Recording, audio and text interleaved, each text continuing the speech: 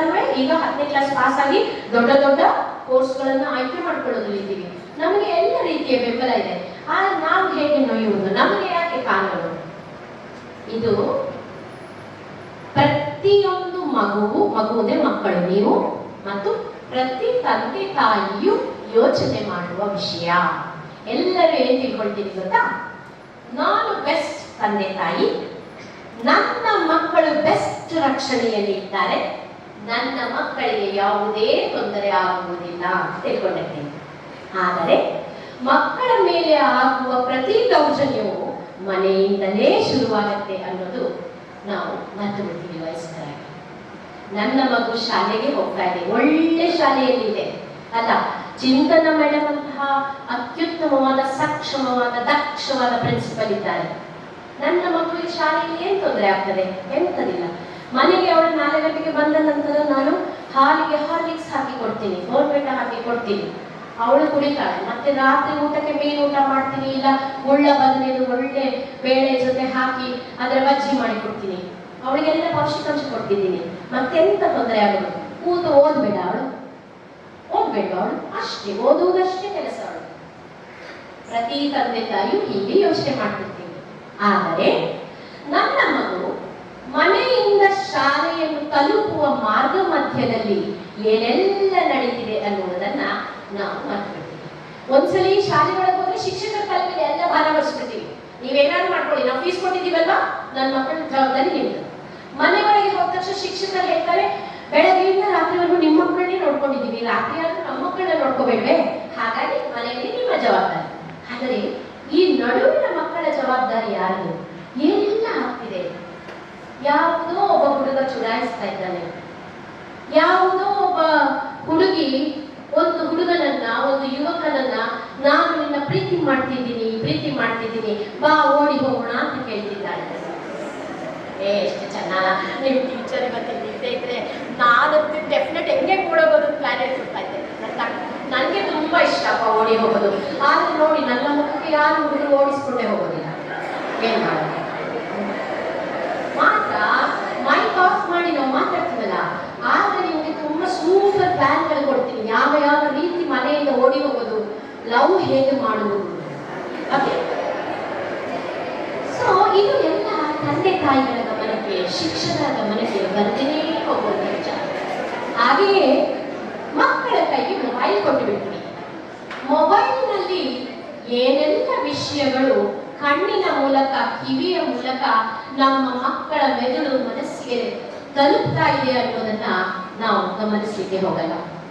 ನಾನು ತುಂಬಾ ಎಜುಕೇಟೆಡ್ ಸಿರಿವಂತ ಫ್ಯಾಮಿಲಿಯ ತಾಯಿ. ನನ್ನ ಮಕ್ಕಳ ಹತ್ರ ಆಂಡ್ರಾಯ್ಡ್ ಫೋನ್ ಇಲ್ಲದೆ ಹೇಗೆ? ನನ್ನ ಮಕ್ಕಳಿಗೆ ಒಳ್ಳೆ ದೊಡ್ಡ ಸ್ಕ್ರೀನ್ ಐಫೋನ್ ಕೊಡದೇ ಇದ್ರೆ ಹೇಗೆ? ಅವರು ಓದ್ಬೇಡವಾ? ನನಗೆ ಯಾರೋ, ನಾನು ವಿದ್ಯಾಭ್ಯಾಸಕ್ಕೆ ಸಹಾಯ ಮಾಡುವಂತ ಒಂದು ಕುಟುಂಬ, ಆ ಮಗು ಬಹಳ ಚೆನ್ನಾಗಿ ಓದ್ತಾ ಇತ್ತು. ಅವ್ರ ತಾಯಿ ಮನೆಗೆಲ್ಸಕ್ಕೆ ಬರ್ತಾ ಇದ್ರು. ಆ ಮಗು ಕನ್ನಡ ಮೀಡಿಯಂನಲ್ಲಿ 100ಕ್ಕೆ 100 ಅಂಕ ತೆಗೆದು ಓದ್ತಾ ಇದ್ರು. ಅವಳು ಏನ್ ಮಾಡಿದ್ರು, 5ನೇ ಕ್ಲಾಸಿಗೆ ಆ ಮಗುವನ್ನ ಇಂಗ್ಲಿಷ್ ಮೀಡಿಯಂಗೆ ಹಾಕಿದ್ರು. ಆ ಮಗುವಿಗೆ ಎಲ್ಲ 0, 100ಕ್ಕೆ 10, 100ಕ್ಕೆ 12 ಬರಲಿಕ್ಕೆ ಶುರುವಾಯಿತು. ನಾನು ಯಾಕೆ ಹೀಗೆ ಅಂತ ವಿಚಾರ ಮಾಡುವಾಗ ನನಗೆ ಆ ಮಗುವಿನ ಜೊತೆ ಮಾತಾಡುವಾಗ ತಿಳಿಯಿತು, ಆ ಮಗುವಿಗೆ ಕನ್ನಡ ಮೀಡಿಯಂ ಬೇಕಾಗಿದೆ, ಇಂಗ್ಲಿಷ್ ಮೀಡಿಯಂ ಬೇಡವಾಗಿದೆ ಅಂತ. ಮತ್ತೆ ನಾನು ಆಕೆಯನ್ನು ಕೂರಿಸ್ಕೊಂಡು ಹೇಳಿದೆ, ನೋಡು ಈ ತರ ಮಾಡು, ಕನ್ನಡ ಮೀಡಿಯಂನಲ್ಲಿ ಹಾಕು, ಆ ಮಗು ಚೆನ್ನಾಗಿ ತುಂಬಾ ಬುದ್ಧಿವಂತ ಮಗು ಓದ್ತದೆ ಎಲ್ಲ ಹೇಳಿದಾಗ, ಇಲ್ಲ ನಾನು ಇಂಗ್ಲಿಷ್ ಮೀಡಿಯಂಗೆ ಹಾಕಬಹುದು. ನಾನು ಸಿಟ್ಟು ಮಾಡಿ ಹೇಳಿದೆ, ನೀನು ಇಂಗ್ಲಿಷ್ ಮೀಡಿಯಂಗೆ ಹಾಕೊಳ್ಳೋದಾದ್ರೆ ನಾನು ಸಹಾಯ ಮಾಡೋದಿಲ್ಲ, ನಿನ್ನ ಮಕ್ಕಳ ಫೀಸ್ ಕಟ್ಟೋದಿಲ್ಲ, ಹೋಗು. ಆ ಮಗು ಅಷ್ಟು ಬುದ್ಧಿವಂತ ಮಗು ಕನ್ನಡ ಮೀಡಿಯಂನಲ್ಲಿ. ಅದಕ್ಕೆ ಆಕೆ ಒಂದೇ ಮಾತು ಹೇಳಿದ್ದು, ಆಹಾ, ನಿಮ್ಮನೆ ಮಕ್ಕಳು ಮಾತ್ರ ಇಂಗ್ಲಿಷ್ ಮೀಡಿಯಂ ಓದ್ಬೇಕು, ನನ್ನ ಮನೆ ಮಕ್ಕಳು ಕನ್ನಡ ಮೀಡಿಯಂ ಓದ್ಬೇಕಾ? ಇದು ಪ್ರತಿ ತಂದೆ ತಾಯಿಗೂ ಒಂದು ಪಾಠ. ನನ್ನ ಮಗುವಿನ ಸಾಮರ್ಥ್ಯ ಯಾವುದರಲ್ಲಿದೆ ಎಂದು ತಿಳಿದುಕೊಳ್ಳುವ ಸಾಮರ್ಥ್ಯವೇ ತಂದೆ ತಾಯಿಗಿಲ್ಲ ಅಲ್ಲ. ನಾನು ಹೇಳೋದು, ಈ ದೇಶದಲ್ಲಿ ಮದುವೆಗಳು ಮಾಡಲ್ಪಡುತ್ತದೆ, ಮಕ್ಕಳು ಆಗಲ್ಪಡುತ್ತದೆ ಅಂತ. ಅಂದ್ರೆ ಮದುವೆಗಳಿಗೆ ಕೂತು ಮಾತಾಡಿ ಹುಡುಕಿ, ಗಂಡು ಯಾವ ಫ್ಯಾಮಿಲಿ, ಹೆಣ್ಣು ಯಾವ ಫ್ಯಾಮಿಲಿ, ಅದು ನಮ್ಮ ಜಾತಿಯ, ನಮ್ಮ ವರ್ಗವ, ನಮ್ಮ ಧರ್ಮವ, ಪೊಲಿಟಿಕಲ್ ಅವರ ಒಂದು ರಾಜಕೀಯ ಪ್ರಜ್ಞೆ ಏನಿದೆ, ಅಂತಸ್ತೇನಿದೆ, ಹಣ ಎಲ್ಲವನ್ನು ನೋಡಿ ಮದುವೆ ಮಾಡ್ತೀವಿ. ಅವರು ಈರುಳ್ಳಿ ತಿನ್ನುವವರ, ಬೆಳ್ಳುಳ್ಳಿ ಬಿಡುವವರ, ಮೀನು ಊಟ ಕೊಡುತ್ತಾರೆ, ಎಲ್ಲವನ್ನು ನೋಡಿ ಮದುವೆ ಮಾಡ್ತೀವಿ. ಆದರೆ ಮಕ್ಕಳನ್ನು ಮಾಡಿಕೊಳ್ಳುವ ಮೊದಲು ಯಾವುದಾದ್ರೂ ಟ್ರೈನಿಂಗ್ ಕೊಡುವುದನ್ನು ನೀವು ನೋಡಿದ್ದೀರಾ ಮೇಡಮ್? ಮಕ್ಕಳನ್ನ ಹೇಗೆ ಮಾಡಿಕೊಳ್ಳುವುದು ಮತ್ತು ಹೇಗೆ ಬೆಳೆಸುವುದು ಅನ್ನೋದ್ರ ಬಗ್ಗೆ ಟ್ರೈನಿಂಗ್ ಕೊಡ್ತೀವಾ? ಇಲ್ಲ. ಮದುವೆ ಆದ ತಕ್ಷಣ ಜೇನು ಗೂಡನ್ನು ಕಟ್ಟುವಷ್ಟೇ ಸಹಜವಾಗಿ ಮಕ್ಕಳನ್ನ ಮಾಡಿ ನಮ್ಮ ಬಳಿ ದುಡ್ಡು ಇರುವ ಹಂತದಲ್ಲಿ ಆ ಶಾಲೆಗೆ ತಂದು ದಬ್ಬಿ ಬಿಡುತ್ತೇವೆ ಮತ್ತು ಇದನ್ನ ನಾವು ಮಕ್ಕಳನ್ನ ಬೆಳೆಸುವಿಕೆ ಅಂತ ಹೇಳ್ತೀವಿ ಅಲ್ಲ. ಸೊ ಹಾಗಾಗಿ ಆ ಮಕ್ಕಳಿಗೆ ನಿಜಾರ್ಥದಲ್ಲಿ ಏನು ತೊಂದರೆಗಳು ಆಗ್ತಿದೆ ಅನ್ನುವುದನ್ನ ನಾವು ಗಮನಿಸಲು ಹೋಗುವುದೇ ಇಲ್ಲ. ಹಾಗಾಗಿ ಮಕ್ಕಳಿಗೆ ಕಣ್ಣಿಗೆ ಕಾಣುವಂತಹ ತೊಂದರೆಗಿಂತ ಹೆಚ್ಚಾಗಿ ಕಣ್ಣಿಗೆ ಕಾಣದಂತಹ ತೊಂದರೆಗಳಿಗೆ ಸಿಕ್ಕೊಂಡು ಮಕ್ಕಳು ಒಂದಾಗ್ತಾ ಇರೋದನ್ನ ಈಗ ನಮ್ಮಂತಹ ಕ್ಷೇತ್ರ ಪರಿಣಿತರು ಗುರುತಿಸಿ ಇಂತಹ ಶಾಲೆಗಳ ಸಹಾಯದಿಂದ ಅಲ್ಲಲ್ಲಿ ಮಾಹಿತಿ ಶಿಬಿರಗಳನ್ನು ನಡೆಸಿಕೊಟ್ಟು ಮಕ್ಕಳನ್ನ ಎಚ್ಚರಗೊಳಿಸ್ತಾ ಇದ್ದೀವಿ. ಮಾವಿನ ಹಣ್ಣು ತಿಂದಿದ್ದೀರಲ್ಲ? ಯಾರು ಎಷ್ಟು ನಿಮಿಷದಲ್ಲಿ ಒಂದು ಮಾವಿನ ಹಣ್ಣನ್ನು ತಿನ್ನುತ್ತೀರಾ? ಒಂದು ಮಾವಿನ ಹಣ್ಣು ತಿನ್ನಲು ಸರಾಸರಿ ಎಷ್ಟು ನಿಮಿಷ ಕಾಲಾವಕಾಶ ಬೇಕು? ನೀವು ಹೇಳಿ. 2 ನಿಮಿಷ? 10 ನಿಮಿಷ? ನೀನು ನನ್ನ ಹಾಗೆ ನಾನು ಓಟೆನ ಕವರ್ ಇಲ್ಲಿವರೆಗೂ ಎಷ್ಟು ಚಂದ. 2 ನಿಮಿಷದಲ್ಲಿ ತಿಂದು ಬಿಸಾಡಲು ವೇಸ್ಟ್. ಮಾವಿನ ಹಣ್ಣು ಕೈಗೆ ಬಂದರೆ ಅವಳ ಹಾಗೆ 10 ನಿಮಿಷ ತಿನ್ನಬೇಕು ಅಲ್ಲ? 10 ನಿಮಿಷ ಮಾವಿನ ಹಣ್ಣು ತಿಂದು ಆ ತಿಂದ ಮಾವಿನ ಹಣ್ಣು ನಮ್ಮಲ್ಲಿ ಜೀರ್ಣ ಆಗಿ ಹೊರಬರಲಿಕ್ಕೆ ಎಷ್ಟು ಗಂಟೆಗಳ ಕಾಲ ಪಚನಕ್ರಿಯೆ ನಮ್ಮ ದೇಹದಲ್ಲಿ ಇರ್ತದೆ? 30 ಮಿನಿಟ್ಸ್ ಹೊರಗಾಗ್ತಿ. ಹಾಗಾದ್ರೆ ನಿನ್ನ ಆರೋಗ್ಯ ಸಮಸ್ಯೆ ಉಂಟು ಎಲ್ಲ. ಪಚನಕ್ರಿಯೆ ನಡೆದು 24ರಿಂದ 48 ಗಂಟೆಗಳ ಒಳಗೆ ಎಕ್ಸ್ಕ್ರಿಷನ್ ಅಂದ್ರೆ ಹೊರಗಡೆ ಹೋಗ್ತದೆ ಅಲ್ಲ? ನಮ್ಮ ಮಲದಲ್ಲಿ ಹೊರಗಡೆ ಹೋಗ್ತದೆ. ನೋಡಿ ಮಕ್ಕಳ, ಈಗ ಇವ್ರು ತಂದ್ಕೊಟ್ರಲ್ಲ, ನಾನು ಕೇಳಿದ್ನ, ಅವರು ನೋಡಿದ್ರು ನಾನು ಹೇಳ್ತಾ ಅಲ್ಲ. ನಿಮ್ಮ ಚಿಂತನಾ ಪ್ರಿನ್ಸಿಪಾಲ್ ನನಗೆ ಒಂದು ಮೆಸೇಜ್ ಕಳಿಸಿದ್ರು. ಮೇಡಮ್, ನಾವು ಕಾರ್ಯಕ್ರಮ ಆಯೋಜನೆ ಮಾಡ್ಕೊಂಡಿರೋದು ಜಾಗ 4 ಫ್ಲೋರ್ಸ್ ಮೇಲಿದೆ. ನಿಮಗೆ ಹತ್ತಲಿಕ್ಕೆ ತೊಂದರೆ ಇಲ್ಲವಾ ಅಥವಾ ಕಾರ್ಯಕ್ರಮದ ಜಾಗವನ್ನು ಬದಲಾವಣೆ ಮಾಡುವ ಅಂತ. ನನ್ನಂತ ಸುಂದರ ಚಿಕ್ಕ ವಯಸ್ಸಿನ ಯುವತಿಯರು ಏನ್ ಅನ್ಕೊಳ್ತೀವಿ? ಓ, ಏನನ್ನ ಇವರು ಮುದುಕಿ ಅಂತ ತಿಳ್ಕೊಂಡಿದಾರಾ? 4 ಫ್ಲೋರ್ ಏನು 40 ಫ್ಲೋರ್ ಹತ್ತೀನಿ ನಾನು, ಏನ್ ಹಿಂಗ್ ಕೇಳಿಬಿಟ್ರು ಅಂತ ಅನ್ಕೊಳ್ತೀವಿ ಅಲ್ಲ?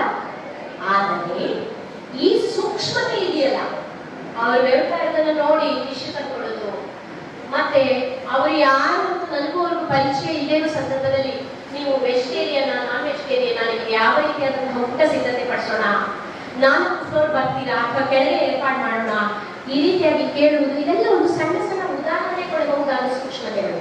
ಈ ಸೂಕ್ಷ್ಮತೆಗಳನ್ನ ನಾವು ವಯಸ್ಕರು ಮಕ್ಕಳನ್ನ ಬೆಳೆಸುವಾಗ, ಹಾಗೆಯೇ ಮಕ್ಕಳು ಪ್ರಪಂಚವನ್ನ ಅರ್ಥ ಮಾಡಿಕೊಳ್ಳುವ ನಿಟ್ಟಿನಲ್ಲಿ ಈ ಸೂಕ್ಷ್ಮತೆಯನ್ನ ಬೆಳೆಸಿಕೊಂಡ್ರೆ ನಮ್ಮ ಎಲ್ಲ ಜವಾಬ್ದಾರಿಗಳು ಹೋಗ್ತದೆ.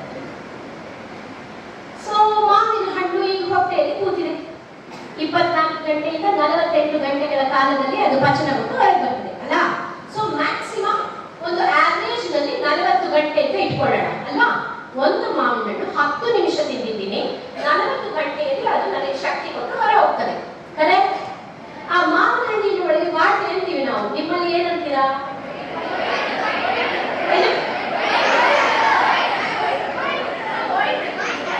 ವಾಟೆ. ವೈಟ್. ನಾನು ನೋಡಿ ಕುಂದಾವ ಭಾಷೆ ಕಲ್ತ್ಬಿಟ್ಟೆ. ವೈಟ್. ಮತ್ತೆ ಆ ವೈಟ್ ನನ್ನ ಬಾಯಿ ತುರುಕಿ ವೈಟ್ ಮಾಡೋದು ಒಂದೇ ಬಾಕಿ ಈಗ ಅಲ್ಲ? ಅದನ್ನ ನಾವು ಏನ್ ಮಾಡ್ತೀವಿ? ಬಿಸಾಡ್ತೀವಿ ಅಲ್ಲ? ಡಸ್ಟ್ಬಿನ್ ಒಳಗೆ ಹಾಕ್ತೀವಿ.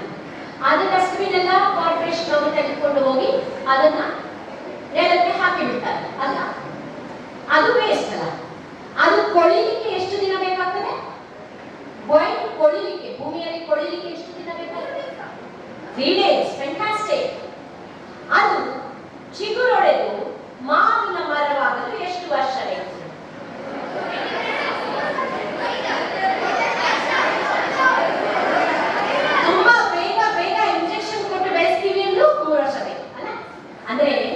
ಒಂದು ಮಾವಿನ ಹಣ್ಣು ತಿಂದು, ಒಂದೇ ಮಾವಿನ ಹಣ್ಣು ತಿಂದು ಆರೋಗ್ಯ ಹೆಚ್ಚಿಸಿಕೊಳ್ಳಲು 24 ಗಂಟೆ 40 ಗಂಟೆ ಕಾಲ ಸಾಕು ಅಲ್ವಾ? ನಾನೊಬ್ಬ ಸಂತೋಷವಾಗಿರಲು 24ರಿಂದ 40 ಗಂಟೆಗಳ ಕಾಲ ಸಮಯ ಸಾಕು.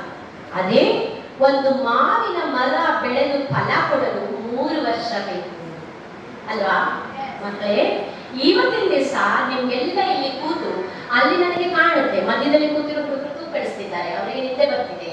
ಇಲ್ಲಿ ಕೆಲವು ಹುಡುಗಿಯರಿಗೆ ಇಂಟ್ರೆಸ್ಟೇ ಇಲ್ಲ, ಅವರ ಮನೆಯಲ್ಲಿ ಯಾವುದೋ ಆ ಪಬ್ಲಿಕ್ ಟಿವಿ ಮ್ಯೂಸಿಕ್ ಅಲ್ಲಿ ಒಂದು ಹಾಡು ನೋಡಿ ಬಂದಿದ್ದಾರೆ, ಅದರ ಬಗ್ಗೆ ಚಿಂತೆ ಇದೆ. ಇನ್ನು ಕೆಲವರಿದ್ದಾರೆ ಪುಸ್ತಕದ ಬದನೆಕಾಯಿ ಹುಳುಗಳು, ಅವರಿಗೆ ಇವತ್ತು ಕ್ಲಾಸ್ ಮಿಸ್ ಆದ ಚಿಂತೆ. ಯಾಕೆಂದ್ರೆ ಪೇಪರ್ ನಲ್ಲಿ ಬಂದಿದೆ 10ನೇ ತರಗತಿ ಸಿಲೆಬಸ್ ಡಿಸೆಂಬರ್ ಒಳಗೆ ಮುಗಿಸ್ಬೇಕು ಅಂತ. ಇಲ್ಲಿ ನಿಮ್ಮ ಟೀಚರ್ಸ್ ಅದೇ ಆಲೋಚನೆ ಇದೆ, ಈ ಅಮ್ಮ ಬೆಂಗಳೂರಿಂದ ಬಂದು ನಮ್ಮ ತಲೆ ಕೊರೆಯುತ್ತಿದ್ದಾರೆ, ಏನಪ್ಪ ಮಾಡೋದು ಅಂತ.